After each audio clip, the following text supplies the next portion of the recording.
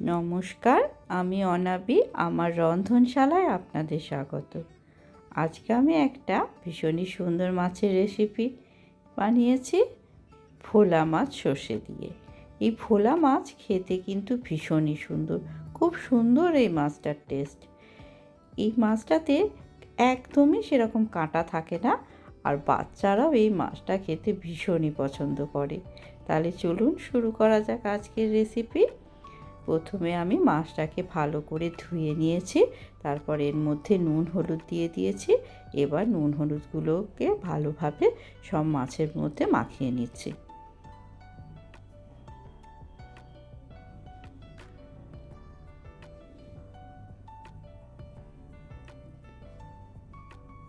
সব মাছগুলোতে নুন হলুদ ভালোভাবে মাখিয়ে নেওয়া হয়ে গেছে। এবারে আমি গ্যাসে একটা কড়াই বসিয়ে দেব।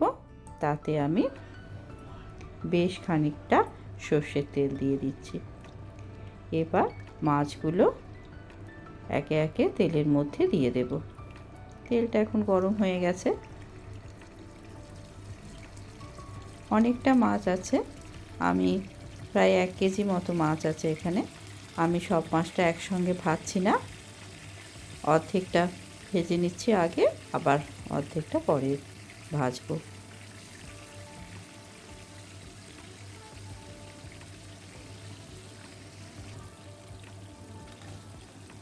একটা দিক ভাজা হয়ে গেছে, আমি উল্টে দিচ্ছি।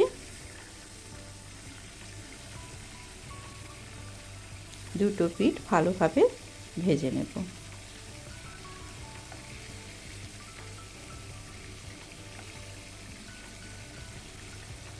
এই মাছটা কিন্তু ভীষণই টেস্টি হয়। আমাদের বাড়িতে প্রায় এই মাছটা রান্না হয়, সবাই খেতে ভীষণ পছন্দ করে। দুটো পিঠই ভালোভাবে ভাজা হয়ে গেছে, আমি মাছগুলো তুলে দিচ্ছি।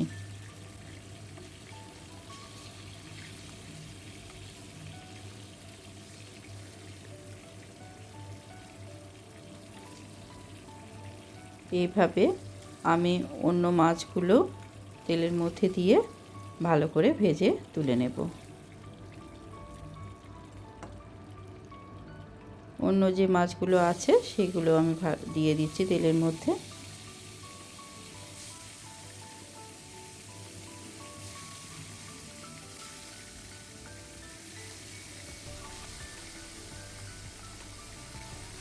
মাছগুলো ভাজা হতে থাকুক, অন্যদিকে আমি আর একটা কাজ করে নেব। আমি একটা মিক্সার গ্রাইন্ডার নিয়ে নেব। তাতে আমি 1.5 চামচ মতো পোস্ত নিয়ে নিচ্ছি, আর 2 চামচ সর্ষে নিয়ে নিচ্ছি,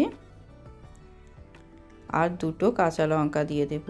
দিয়ে এটার একটা মিহি পেস্ট তৈরি করে নেব।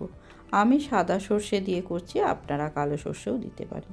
মাছগুলো সব ভাজা হয়ে গেছে, তেলটা আমি কিছুটা কমিয়ে নিয়েছি। এবার ওই তেলের মধ্যে আমি 2টো পেঁয়াজ আর 7-8টা রসুনের কোয়া বেটে রেখেছিলাম সেটা দিয়ে দিচ্ছি। এবার এটা ভালোভাবে আমি কষিয়ে নিচ্ছি। এবার এর মধ্যে 3টে কাঁচা লঙ্কা ছিঁড়ে দিয়ে দিলাম, আর একটা টমেটো ছোট করে কুচি করে রেখেছি, বড় সাইজের টমেটো, সেটা দিয়ে দিচ্ছি। এবারে সবটাকে একটু ভালোভাবে ভাজবো। এর মধ্যে আমি কিছুটা লবণ দিয়ে দিলাম, আর কিছুটা হলুদ দিয়ে দিলাম। এবারে ভালোভাবে পুরোটাকে মিশিয়ে নিচ্ছি। খুব ভালোভাবে মিশিয়ে নিচ্ছি। এভাবেই আমি এটাকে কষতে থাকবো। এবার আমি এর মধ্যে সর্ষে পোস্তর যে পেস্টটা তৈরি করে রেখেছিলাম সেটা আমি এর মধ্যে দিয়ে দিলাম। দিয়ে নিয়ে এটাকেও খুব ভালোভাবে মিশিয়ে নেব। পেঁয়াজ রসুনটা ভালোভাবে কষে হয়ে যাওয়ার পরেই কিন্তু এটা দিতে হবে। এবার অল্প একটুখানি আমি লঙ্কা গুঁড়ো দিয়ে দিলাম। ঝালটা আপনারা আপনাদের ইচ্ছা মতো দিয়ে খাবেন। বাচ্চারা খেলে ঝালটা কম দেবেন। এবার খুব ভালোভাবে এটাকে কষিয়ে নেব।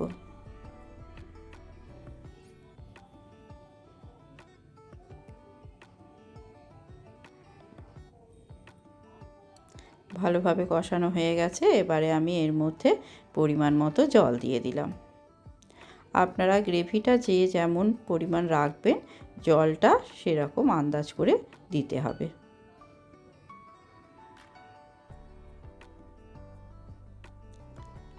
একটু নাড়াচাড়া করে দিলাম। এবার আমি এর মধ্যে মাছগুলো দিয়ে দেব।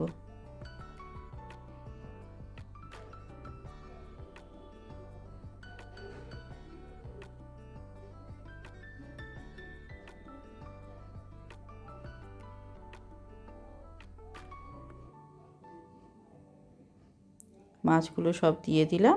এবার একটুখানি নাড়াচাড়া করে দিচ্ছি।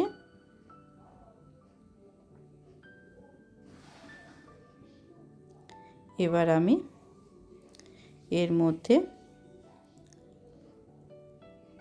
আর একটুখানি কাঁচা লঙ্কা দিয়ে দেব, এটাতে ঝাল হবে না, এটাতে কাঁচা লঙ্কার গন্ধটা খুব ভালো লাগবে, সেজন্য দিলাম।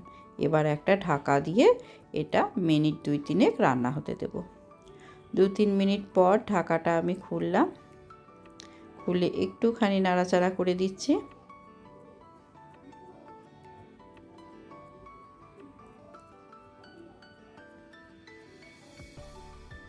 একটুখানি নাড়াচাড়া করে দিলাম।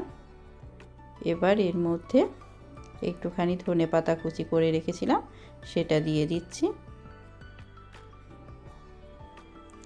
তারপর গ্যাসটা অফ করে দিয়ে আমি এটা ঢাকা দিয়ে 5-7 মিনিট স্ট্যান্ডিং টাইমে রেখে দেব। 5-7 মিনিট পর ঢাকাটা খুলে এটা আমি গরম গরম পরিবেশন করছি। এটা গরম ভাতের সঙ্গে ভীষণই ভালো লাগে খেতে। আর এই মাছটা খেতে ভীষণই টেস্টি। এই মাছটা দিয়েও কিন্তু বিভিন্ন রকম কোপ্তা বা ফিশ ফ্রাই অনেক কিছু করা যায়, কারণ একদমই কাঁটা থাকে না মাছটাতে। খুবই ভালো লাগে খেতে। কেমন লাগলো আজকের রেসিপি জানাবেন। ধন্যবাদ।